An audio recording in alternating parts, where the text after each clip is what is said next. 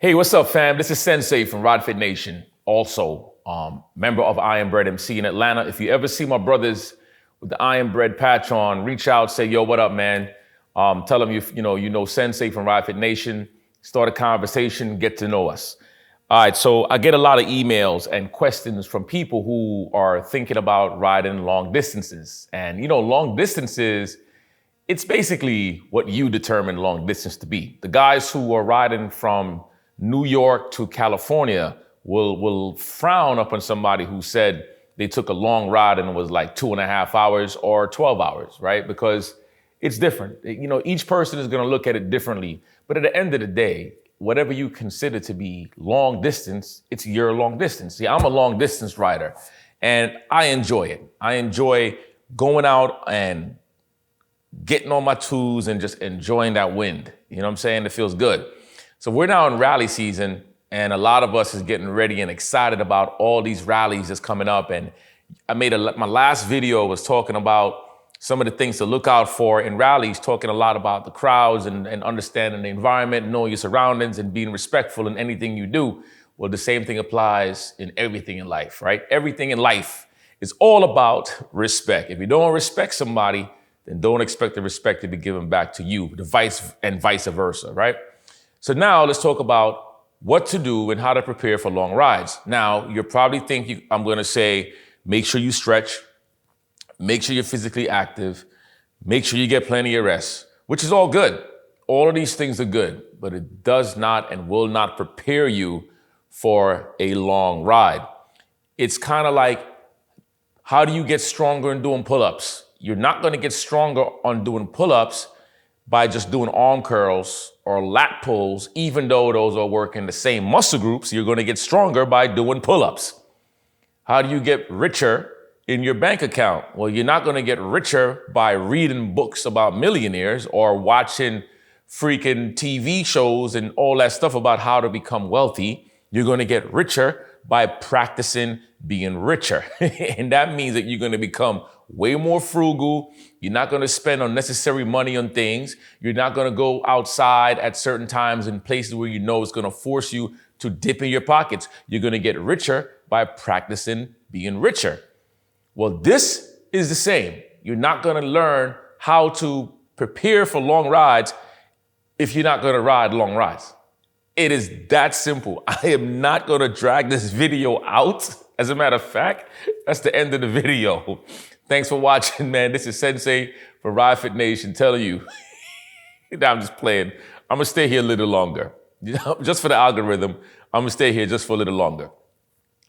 When you're practicing riding long, you begin to ride long. When I first bought my Harley Davidson, see, all my other bikes that I had, I never really rode long. The longest that I've ridden was when I was in the Bronx and we rode up to, Woodstock. I took a long ride up to Woodstock. It was beautiful. We had a good time. But most of my rides has always been within the hour and a half, throughout the city. That's what most of my rides was. At that time, I wasn't really on ground pounding. I didn't care much about it. I just enjoyed the ride. Well, now I got my Harley and I am now an official ground pounder. I enjoy it. I love every second of it. So here's the thing. I said, all right, let me think about what I want to do, how I want to feel, how's my back going to feel. So I took a 2.5-hour ride. I rode my bike from Covington, Georgia, out to Clayton, Georgia. From here, it's about 2 hours and 35, maybe 2 hours and 40 minutes. And then I rode back. I did this ride, and let me tell you, my back was on fire. My back was not happy. So you see, I did that little ride to see what I felt like, and I found out that my back cannot handle long rides without the backrest. So I bought a backrest, which I have a video on YouTube. You will see the video if you look it up in the channel. I got a backrest. That made a heck of a difference. So once I got the backrest, I said, all right, so now, you know what? Let me take a longer ride. And I rode from here to Florida. Now that time, you could also see the video there as well. And I had a damn good time. That was a long, long ride. I rode from here all the way down to Tampa. I had stopped off in Lake City. I think it's called Lake City. Yeah, Lake City. Spend the night. Then I got back out, went to Tampa, rode down to Tampa. Rainstorm got me. It was crazy. Then I rode back up. So that was great. How did my back feel? Phenomenal. My back felt great. And if I did not say, hey, you know what? Let me go out there and take a long ride the first time. And I said, you know what? Let me go take a 7-hour ride. I would have been in trouble. Because if 2 hours did that to me, imagine what 7 hours would have done to me. Come on, man. So you've got to take long rides to start to see how your body works, how your body feels. Do you feel like you get shaky? At what point do you get tired? And then you start thinking about, okay, do I need more sugar? Do I need more sodium? Because remember, fatigue is not always like you're low in sugar. Fatigue can be that you are low in sodium. Here's a road trick that I told some of my guys in my club. Grab some pickles, stop at a store, get a little pickles, and eat that pickle. That pickle is excellent for electrolytes. It has a good amount of sodium, and it will wake you up. If you didn't know, now you know. Another thing, because now we're going into the things to think about. Get some painkillers. Take the painkiller before you ride. I'm talking about an hour, maybe 2 hours before you go on your ride. Take some painkiller. All right? I ain't talking about smoking no weed. No, I'm talking about like ibuprofen, Tylenol, whatever. You know, of course, check with your doctor. Don't say that sensei told you anything, because I ain't responsible. But take some painkillers that you know is gonna work. I'm telling you, it works. I've had it work for me, and I've given my guys some drugs. I'm a drug dealer. It was free, so I'm not a drug dealer. I gave it for free. And let me tell you, every time we go out, my man up top, hey, you got those pills? You got some pills? Nah, it's finished, bro. He'd be upset. So take the painkillers. It works a lot. Another thing to analyze when you are going on long rides. Remember, whatever your long ride is your long ride. Maybe it's 30 minutes going to the supermarket. It's your long ride. Bring water with you. Make sure you hydrate and put your water in a place where you can get it. I was never a big fan of the cup holders on motorcycles. I always thought it was like grandfather, granny mama. I thought it was for old folks. But then I started looking at it and I'm like, well, I'm riding an old man's bike. I thought the Road Glide was an old man's bike. I guess I'm now an old man. You know what I'm saying? So I'm gonna do what old people do. So you get the water, the cup holder, so you can have your water, so you can access your water. If you don't have that, you could also put the water backpacks on what has a straw, and this is for when you're long hauling. And that's another secret too. I'm gonna tell you one of the things I do sometimes. You put the little backpack on your back, it has a straw, and I'll put lemonade in there. I'll put sweet lemonade, real sweet. So when I'm riding, and I know I'm on that long trip, I could just sip. At the light, if I go to the gas station, I could just sip. I ain't gotta go in there and waste money. Because remember, this is also about miles and money, all right, and muscle. So this channel, we cover everything. So you're gonna save money there, and it will keep you more up and more just active and ready to go, all right? Another thing about long rides is don't ride with people who have taken extremely long rides before. Those are the wrong people to ride with. Ride with people who are getting started like you. When you ride with people who have taken long rides before, I promise you, they're gonna forget about your ass on that road after a while, because they're gonna zone out, they're gonna zone into their own distance. You listen, they're gonna be zoned in, like my man Bro Man. Bro Man, that dude, if there was a road that was designed to ride to Pluto, Bro Man will ride to Pluto, and he will do it by himself. So we're all heading down to was it Miami? We're all heading down to Miami. And my man Rambo has, what's the name of that damn Harley? I forgot the V-Rod. Rambo has a V-Rod. V-Rod doesn't have a big gas tank. We had just told Bro Man, hey man, we got to stop at a gas station every so miles, because Rambo doesn't have a lot of things. He said, yeah, no problem. So we riding, we passed one gas station, second gas station, third gas station. I could tell that Rambo's body language is changing. And we had to flag Bro Man down. Hey man, don't forget we need to get gas, right? Oh, I forgot. That's what I'm talking about.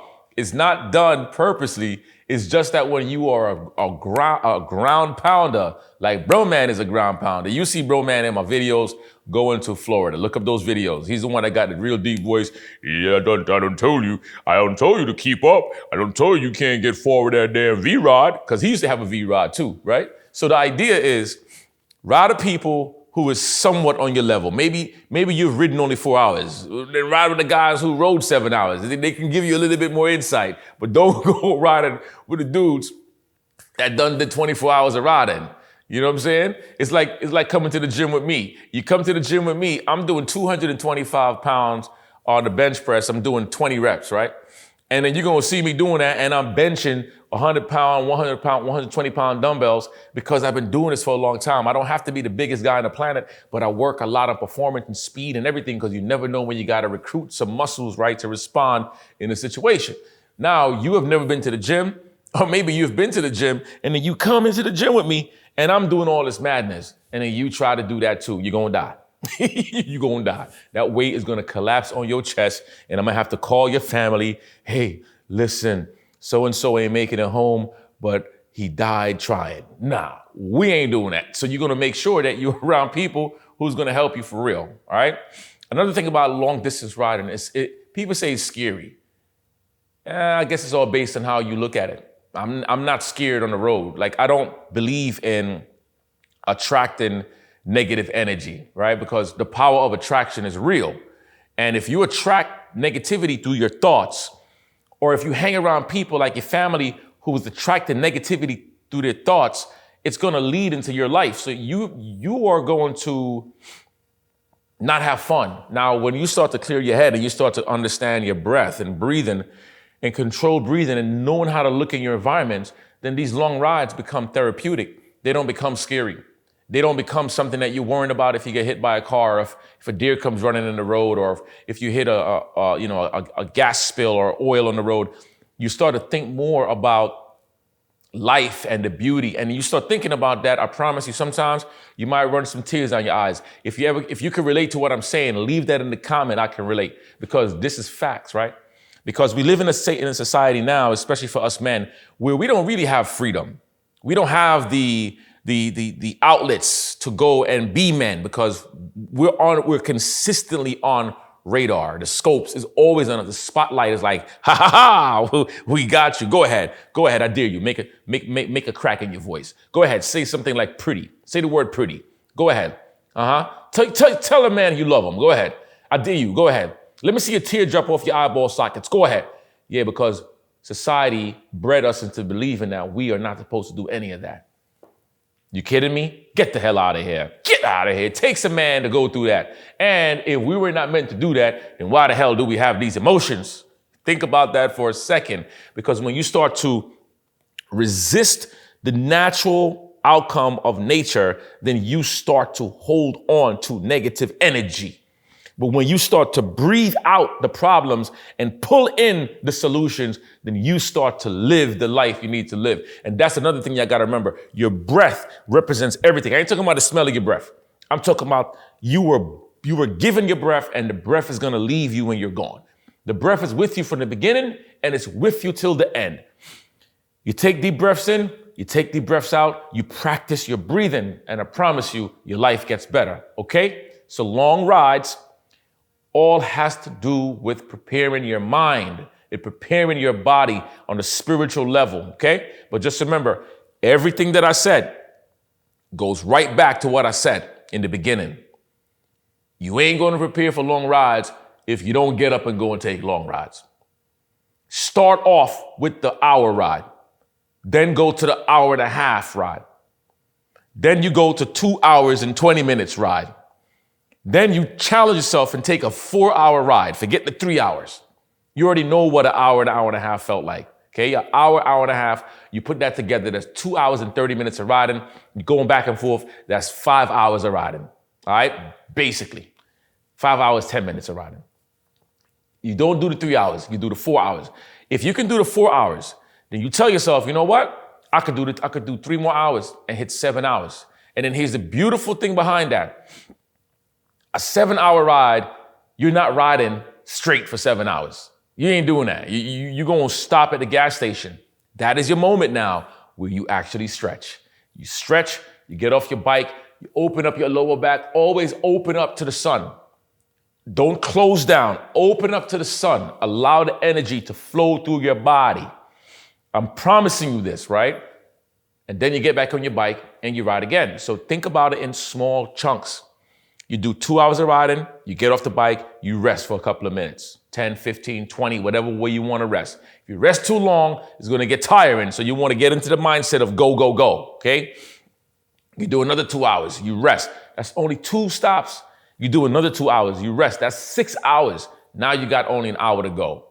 And you don't have to have a destination. Sometimes just get on your damn bike and ride. I promise you, you're going to feel a difference. I'm telling you, you're going to feel the difference. But if you got the mindset like 7 hours, oh my God, it's like me saying, give me 100 push-ups.